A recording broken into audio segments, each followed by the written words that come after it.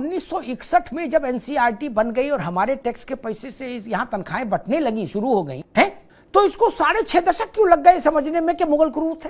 मुगलों के समय में हिंदू धार्मिक स्थान वो ध्वस्त किए गए, मुगलों के समय में जजिया कर लगा, मुगलों के समय में स्त्रियों को जौहर करना पड़ा, मुगलों के समय में 30-30 हजार आदमी एक साथ दिए गए।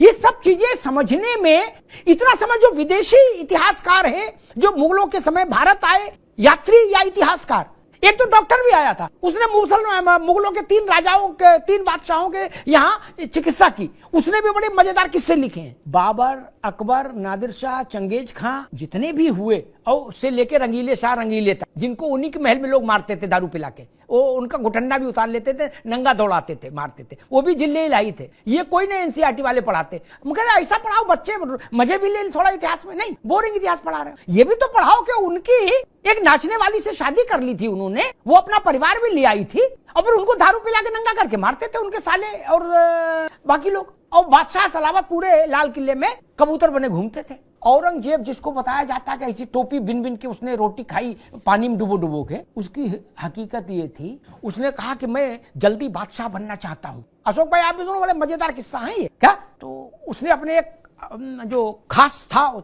चेला मित्र, कुछ भी कहो, एडवाइजर, उससे कहा लेके मैं कूच करना चाहता हूँ और अपने बालिक का गला मैं जल्दी बन जाए। तो उन्होंने कहा बेवकूफ हो, कूच कहां से करोगे, माल पानी तो हो, सेना तो हो, माल कहां से आएगा। तो उसने कहा कि हमको सोचने दो। उसके चेले ने दिमाग लगाया, उसने कहा इस इलाके में जो ये फकीर है ना, भिखारी जो मांग रहे हैं गला अंगरखा पहन के पास बड़ा माल मत्ता है क्या। तो औरंगजेब ने कहा इनको खाने पे बुलाओ।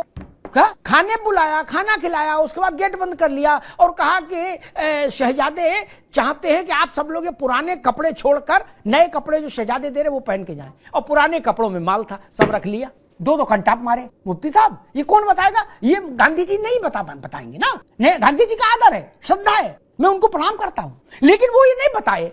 और अकबर के लिए एक बात कह के फिर मैं राजनीतिक बहस में जाऊंगा। इसलिए इस तरह का प्रपंच अब सब लोग छोड़ दो, नहीं तो चेहरे खराब हो जाएंगे। जो अकबर का तो क्या चेहरा खराब अच्छा होगा, अकबर के लिए लड़ने वालों के चेहरे खराब हो जाएंगे। अकबर के समय के एक यात्री, विदेशी यात्री ने लिखा है किताब में, मुफ्ती साहब आप कहेंगे तो मैं उन किताबों के रेफरेंस आपको भेज दूंगा व्यक्तिगत तौर पर, बहुत ज्यादा मैं भी छवि नहीं खराब करना चाहता।